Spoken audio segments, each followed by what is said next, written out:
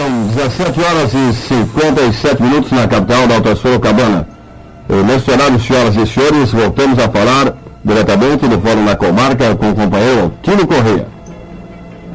Alô, senhoras e senhores, novamente falamos do Fórum da Comarca, onde está sendo julgado o réu Herotildes de Oliveira, acusado do assassinato do ex-prefeito Florivaldo Leal em 21 de dezembro de 1965. Senhores integrantes do Corpo de Jurados, tem uma breve pausa.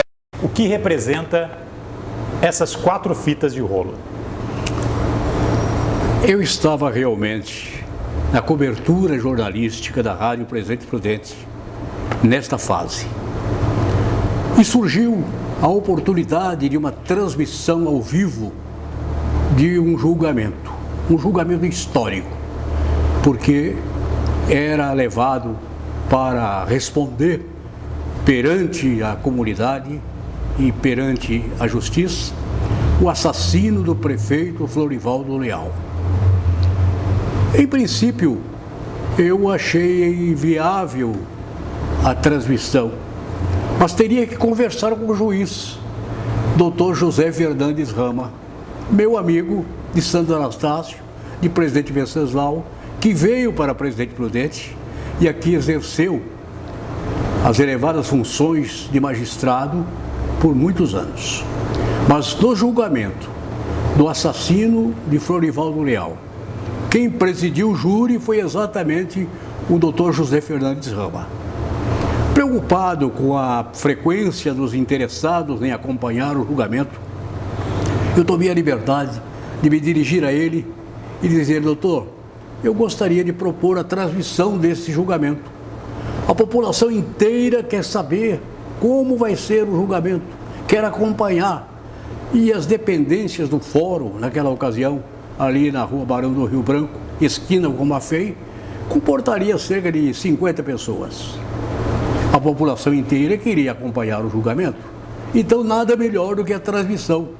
Conversei com ele, ele aceitou prontamente, falou: Tino, boa ideia, conte comigo, pode fazer a transmissão, está autorizado. Houve uma recusazinha por parte de um dos advogados, dizendo: mas isso aí vai repercutir mal, não sei o quê. Ele disse: doutor Rama interferiu e disse: eu autorizei, o Tino Correia é responsável e vai fazer a cobertura. E assim aconteceu. Pude acompanhar de ponta a ponta. O julgamento se arrastou por horas e horas. E no final se apurou. Foi a maior audiência de rádio que teve em Presidente Prudente até hoje. Inteiramente a população estava sintonizada com a Rádio Presidente Prudente. Um detalhe muito importante: as informações que chegam ao nosso conhecimento neste local indicam que a 84 é ouvida em todos os pontos da Alta Sorocabana e também de outros estados.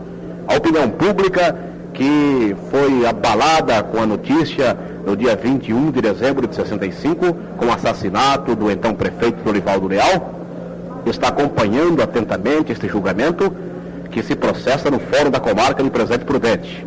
E nós estamos aqui com a missão de transmitir todos os detalhes. E foi algo inédito naquele momento, porque até então nunca nenhuma emissora de rádio tinha feito tal cobertura jornalística ao vivo de um julgamento, correto? Exatamente. Quando alguém passou pelas ruas por qualquer motivo, percebeu que o som era ininterrupto. Era de casa em casa, não tinha ninguém fora da sintonia. Todo mundo sintonizado na Rádio Presidente Prudente, acompanhando o julgamento.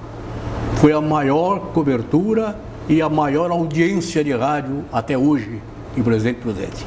2 microfones eram suficientes para colher todos os depoimentos. Todas as palavras pronunciadas foram captadas, transmitidas e retransmitidas para a região inteira. Naquela época, a Rádio Presidente Prudente, ela já tinha um peso na comunicação prudentina ou ainda ela desbravava um espaço? Na verdade, a Rádio Presidente Prudente foi a primeira a adotar o jornalismo na sua área de cobertura. Tudo que era assunto importante passava exatamente pelas transmissões da Rádio Presidente Prudente.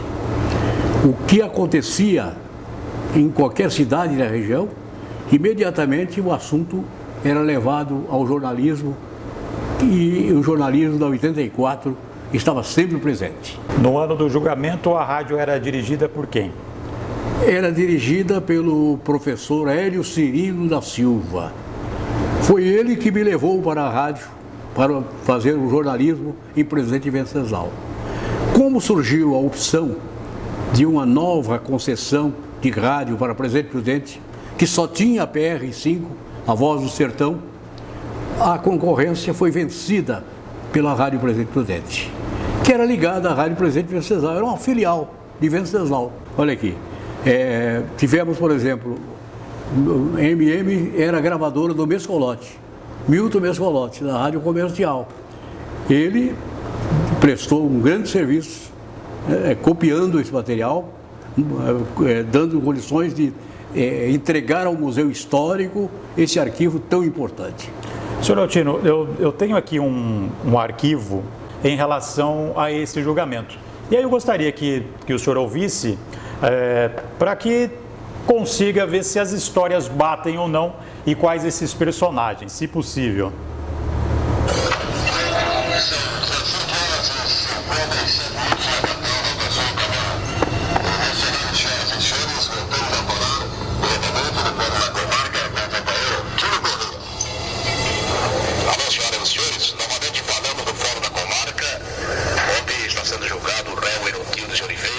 Acusado do assassinato do ex-prefeito Florivaldo Leal em 21 de dezembro de 1965. Os senhores integrantes do corpo de jurados têm uma breve pausa para que possam tomar um lanche e a seguir ouvir a exposição do representante da defesa, isto é, do advogado João Bosco de Lima César. Já tiveram eles a oportunidade de acompanhar a exposição do ilustre representante do Ministério Público, Dr. Luiz Alberto Tenório Zagallo, e a seguir a palavra de seu assistente, Dr. Valdir Troncoso Pérez. O meu trabalho foi voltado à comunicação sempre que os acontecimentos iam renovando, iam se alterando. Então, foi possível realizar esta e outras grandes coberturas, felizmente bem-sucedidas. O réu Herotildes de Oliveira, condenado às penas de 8 anos de reclusão, mais 3 anos por periculosidade. E aos nossos milhares de ouvintes, um agradecimento da Rádio Presidente Prudente, em nome da equipe R84. Altino Correia agradece a todos, pede escusas por alguma falha que tenha sido cometida durante esta cobertura. Cobertura que se processa pela primeira vez na história da Alta Sorocabana, de São Paulo e do Brasil. Transmissão direta de julgamento. Bendrá Júnior teve uma atuação marcante comigo durante todo o tempo que atuou pela Rádio Presidente Prudente, não é? Teve Antônio Aldac, Zé Vicente, não é? Todos eles estiveram comigo nessa cobertura. Senhor Altino, qual a importância de manter esse acervo vivo e disponível para todos? É um recurso que está ao alcance de todo e qualquer pessoa interessada, não é? Então, vale como um patrimônio histórico. Está aí essa nossa contribuição modesta, mas que eu, com todo prazer, concedo ao nosso querido Museu Histórico e Arquivo Histórico Antônio Sandoval Neto, de Presidente Prudente.